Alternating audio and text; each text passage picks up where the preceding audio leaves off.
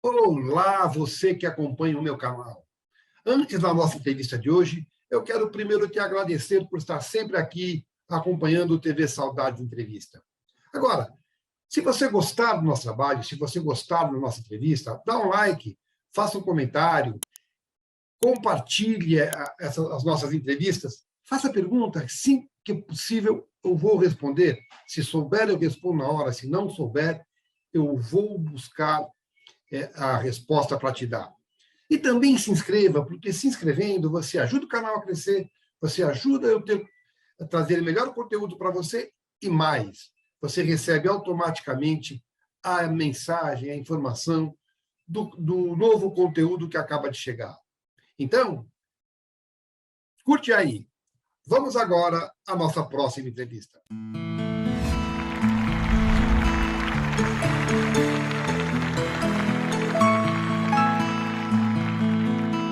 Me diz uma coisa, você é de uma geração, você nasceu numa época em que ainda havia preconceito contra artista. As famílias. Sim. Você enfrentou Sim. isso. Você tem família, você falou que tem família circense. Para você deve ter sido mais fácil, ainda que você tenha começado mais tarde, já homem, né? Sim. Sim. Eu realmente eu já não vivi esse preconceito que você está falando. O preconceito que eu vivi foram duas circunstâncias. Primeiro, a questão do ator que canta. Não pode. Aqui no Brasil, ou você é cantor ou você é ator. Na América não existe isso. Você vê que todo mundo dança, canta, chupa cana, assovia, faz cinema e etc. e tal. Então, é maravilhoso. Eu acho isso digno demais e que aqui no Brasil meio que não funciona. Alguns atores têm essa capacidade, furam um bloqueio. Fábio Júnior, lindamente, um ótimo ator, também um ótimo cantor. Aí, por outro lado, você vê o Maurício Matar, que tem uma carreira, na verdade, como ator muito coisa, e também dá um peteleco para a música. Às vezes as pessoas torcem o nariz ou acham péssimo. Realmente é um problema nosso. Então, esse preconceito. O outro preconceito que eu peguei ainda nos finalmente, como diria o Dorico Paraguaçu, foi o do comediante fazer drama. Entendeu? Dentro da televisão, quando eu comecei na televisão, lá pelos idos dos anos meados dos 80, foi o primeiro que eu fiz, começo dos 90, tinha esse problema. O ator comediante, ele é da linha de show. Linha de show é linha de show. Dramaturgia é dramaturgia. Esse cara faz novela? Não, mas não pode, gente. Por favor, como é que não vai escalar, entendeu? A atriz, se ela, entendeu? Aí isso já foi mudando pra caramba. Você vê Ingrid Guimarães, Lolo, Maria Clara Gueiros, enfim, não fazem humor, sempre fizeram, foram da linha de show enquanto existia humor, que agora realmente estamos numa fase muito triste, péssima, onde na televisão, falando de televisão, né? O humor está muito limitado por conta dessas mudanças todas importantes que nós estamos passando na nossa sociedade, essas transformações. Então, esses dois tipos de preconceito eu vivi. Não chama ele que ele é comediante, ele é do outro negócio. Depois foi mudando. O humor virou uma coqueluche, não tinha evento corporativo. De 10 eventos corporativos, 7 ou 8 tinham um comediante com uma comediante sendo o mestre de cerimônia. Peças publicitárias, a mesma coisa. O humor caiu numa coqueluche. Agora, depois, entramos por sempre um caminho emocional e agora aquela coisa de ecologia, sustentabilidade, né? Então, são ondas que varrem a coisa. Mas esse preconceito que você está falando aí, que tinha lá no começo, eu não sou tão velho assim, entendeu? Não, mas eu entrevistei atores da tua idade e eles ainda enfrentaram isso. Pois não vai ser, porque todo ator ou é puta ou é viado. Ou é puta ou é viado. É puta ou é viado. Então, isso aí não é profissão, mas vem cá, de profissão mesmo, de dinheiro, o que você faz na vida? Eu sei que você é ator bem para se divertir, né? É bem isso. Nunca foi levado a sério, fora. Autor escuta muito isso também, sabia? Autor, né? Pra caramba, eu imagino. Faz um certo sentido, porque... Cortar um dobrado, exatamente. Mas, puxa vida, de trabalho mesmo, você faz o quê? Então, é uma coisa, às vezes, que acompanha a gente. Porém, quando eu comecei, o que aconteceu? Vou fazer sentido para você. Quando eu comecei, a televisão já estava difundida de uma maneira popularizada, que eu quando era moleque, ter televisão era para rico. entendeu? Eu sou de 62.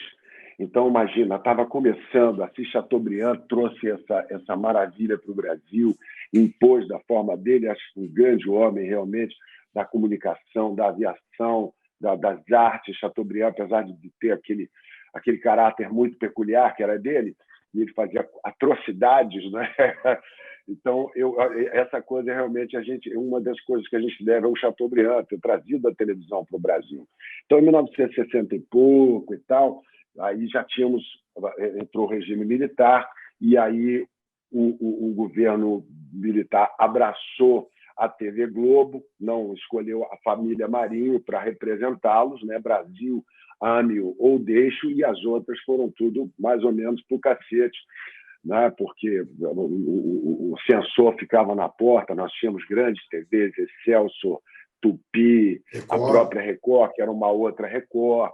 A televisão brasileira ela era toda meio equalizada, né? Nós tínhamos a TV Rio, tinha a TV Paulista, tinha emissoras de televisão, até que quando veio a Band, Globo, né? Estruturada, a própria Bandeirantes, a Rede Bandeirantes fortíssima, a Rede Bandeirantes remonta à própria história da televisão brasileira, ou seja, ela acompanhou isso tudo, é fantástico.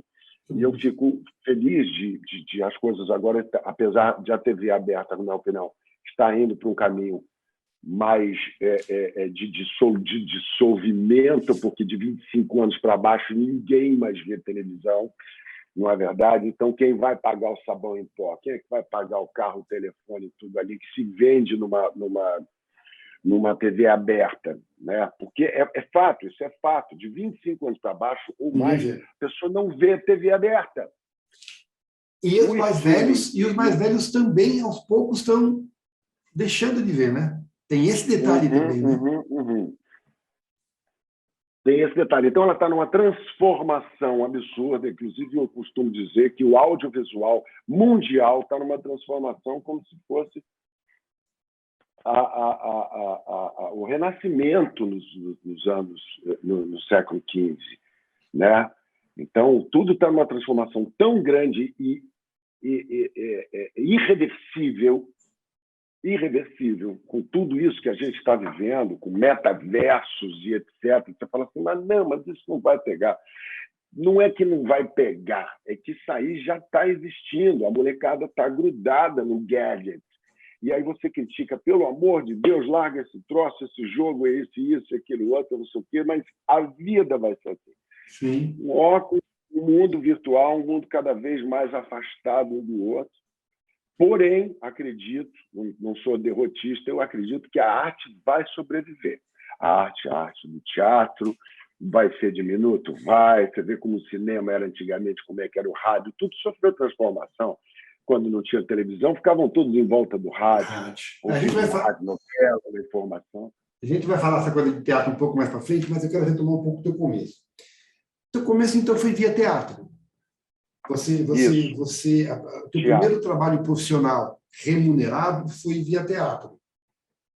Foi a peça Nossa Senhora das Flores, de Jean Genet, com a direção de Maurício Abud e Luiz Armando Queiroz, os dois, infelizmente, já falecidos, mas grandes. O Maurício Abud era um diretor fantástico, era daquela safra de Zé Celso, de Antunes, era revolucionário. A peça era um tapa na cara da sociedade. Imagina o que era, gente. Nossa Senhora das Flores. Você começou, então, você começou no drama, né? Era um drama. Teatrão, drama pesadaço. Eu sou do drama. Exatamente. Eu descambei a vida, mas eu sou do drama. Exatamente, porque mesmo na televisão, a lembrança que eu tenho, você fez um trabalho lá atrás, me corrija se eu estiver errado, tá, Nelson? Aí você ficou um tempo afastado ou fazendo outras coisas de menor visibilidade, até que você surgiu, explodiu no humor e aí voltou. Foi o humor que me colocou na prateleira do supermercado. Agora, conseguia viver de teatro a partir do momento que você optou por isso? Já tinha feito um pé de meia? Como é que foi o investimento na carreira, que é até hoje uma carreira instável? Como é que é começar, já não tão moço, Você fazia outra coisa? Aquela pergunta. Entendo. Bem no começo da carreira, eu havia saído da Marinha, não é? E eu fiz, como eu te disse, eu fiz análise de sistema na PUC.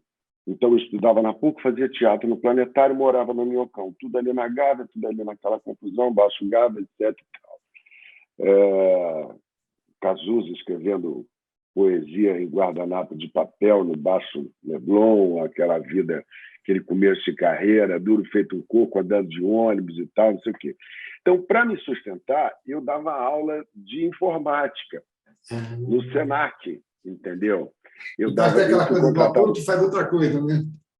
Exatamente. Eu dava aula de teatro, de informática, Pascal, Fortran, COBOL, línguas mortas, porque eu era analista de sistemas, né?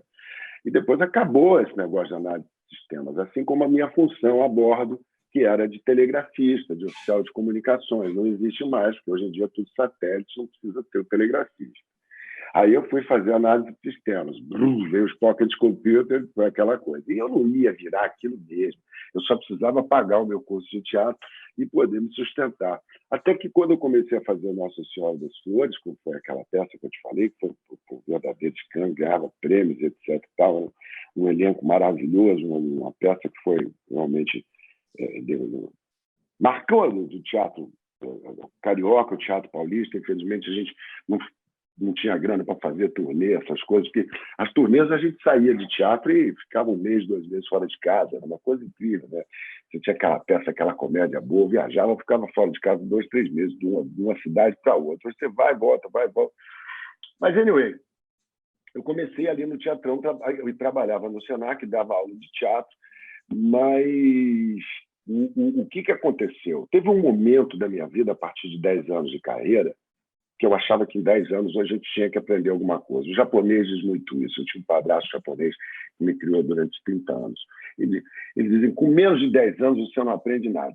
Você não pode se dizer profissional com menos de 10 anos. E eu estive no Japão e eu percebi isso.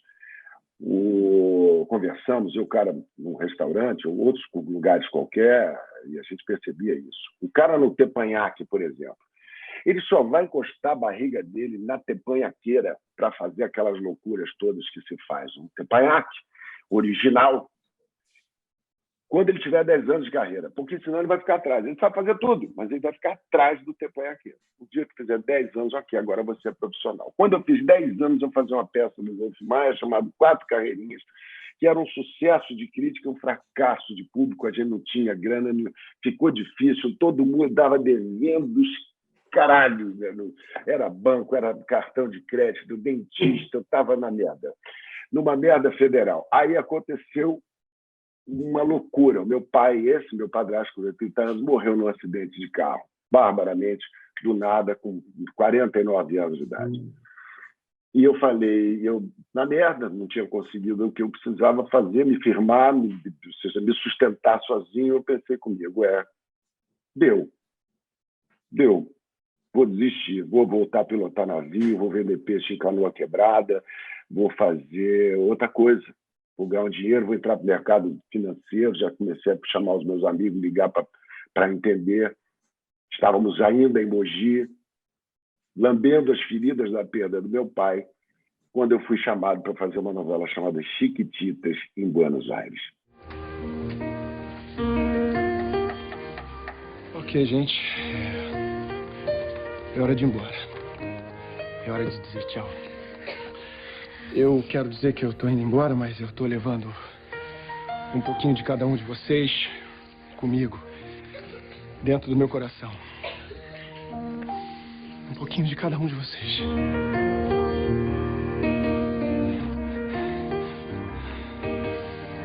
O coração generoso da Fran, a determinação da Pata, o espírito aventureiro do Gio, a ingenuidade da Maria. Eu virei galã em Buenos Aires, assim. Um turn point na vida absurdo.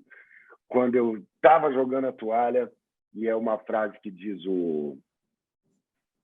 É uma frase que diz o Al Pacino no filme O Poderoso Chefão, quando metralharam o irmão dele, acho que o Sonny. Ele diz uma frase que é maravilhosa, que ele diz assim: I try to keep out, but they pull me back. E eu voltei para a arte, e aí das Chiquititas eu transformei o meu personagem em palhaço. Quando eu voltei, o Sherman me chamou para o Zorra, e lá foram 15 anos. E aí sim eu fiz meu pé de meia. Aí sim eu fiquei uma pessoa famosa. Aí sim eu ganhei dinheiro com muitos shows e não parei de trabalhar. É engraçado, porque você tinha escolhido a arte, aí desistiu da arte e a arte te escolheu. A arte me puxou de volta. Foi mais ou menos isso que aconteceu, né? É isso mesmo. Agora, me diz uma coisa. Você, moleque, era público de TV? Frequentava teatro e via filme brasileiro? Sim. Em partes das perguntas, né? Se você fez 3 perguntas. Ir ao teatro, lá em Mogi, não dava. Quando eu vinha para o Rio de Janeiro, minha tia Gláucia, que sempre me incentivou muito, me levava a teatro infantil e etc. E tal. Quando eu fui para o Colégio Militar de Belo Horizonte, eu não frequentava teatro. Eu não ia a teatro. Eu não tinha o hábito de fazer isso. Porém, o filme brasileiro foi tudo que embalou a minha geração. Eu fui criado vendo Vigilante Rodoviário, Mazzaropi, não é? Todos aqueles filmes em preto e branco ainda que mobilizavam a nossa, o Oscarito, o Grande Otelo, e, enfim, a Vera Cruz e tudo aquilo que se fazia na minha época. Então era adorável. Mesmo o cinema americano blackbustereando tudo, eu era um grande prestigiador do cinema brasileiro, né? Eu te perguntei tudo isso, na verdade, para um objetivo, saber se você tinha ídolos. Uhum. Para fazer a pergunta seguinte, que é como é que foi quando você entrou no teatro trabalhar com quem você via meu Deus do céu. E apreciava. Meu Deus do céu. Meu Deus do céu. É isso que eu quero saber. Isso é verdadeiramente uma loucura. Isso é verdadeiramente uma loucura. Isso é uma das coisas que até hoje eu não me acostumei, sabia? Me fala um pouco disso. Eu tenho 36 anos de bunda na janela e até hoje eu não me acostumo com isso. Eu ainda fico surpreso pela possibilidade de trabalhar com determinados ídolos, com pessoas com as quais eu cresci recentemente, eu digo talvez uns 4 ou 5 anos atrás, quando eu saí do Zorra. Não foi do Zorra Total, depois virou o outro Zorra, e aí eu fui fazer dramaturgia e fiz 3 ou 4 novelas e séries, etc. e tal. Segue lá fora, agora que eu fiz o presidente da Amazon e tudo. Mas eu havia... O Jaime, irmão Jardim, me convidou para fazer uma novelinha das 6 de época chamada Tempo de Amar. E eu contracenava ali com 2 pessoas que realmente... Teve mais, mas 2 pessoas que era complexo para mim. Só de dizer bom dia, eu já estava todo cagado. E amigos, hein? Tony Ramos... que a gente contracenava junto, era do mesmo núcleo, e batia papo no camarim, e aquela farra, de vez em quando eu me tocava, eu falava assim, está falando com o Tony Ramos. O Tony Ramos está chamando pelo nome, viado. Que porra é essa, vô? É muito louco. Isso me deixava, assim, desacorçoado. A gente chama isso de tietagem, pode chamar do nome que quiser, mas é uma emoção absolutamente profunda. E a Regina Duarte, né? Que na namoradinha do Brasil durante anos, a Regina contracenava, eu era amigo dela, do bordel dela, ela foi presa, e eu fui tentar tirá-la da cadeia, a minha personagem, que era um advogado, que frequentava o bordel dela, ou seja, coisas assim na vida. Eu trabalhei com Ari Fontoura e Sueli Franco numa peça. Nós ficamos praticamente, sei lá, 2 ou 3 anos fazendo uma peça, viajando o Brasil junto. Era aula em cima de aula, sacou? Chico, trabalhar com Chico Anísio, depois que eu entrei no Zorra, meu Deus do céu. Chico, Dória, Rogério Cardoso, enfim, aquela turma gigante, Tony Tornado, Milton Gonçalves, sacou? A Gildo Ribeiro, são pessoas que realmente fazem parte da minha história, que eu assistia quando eu era menino. Eu já era fã na televisão quando era menino.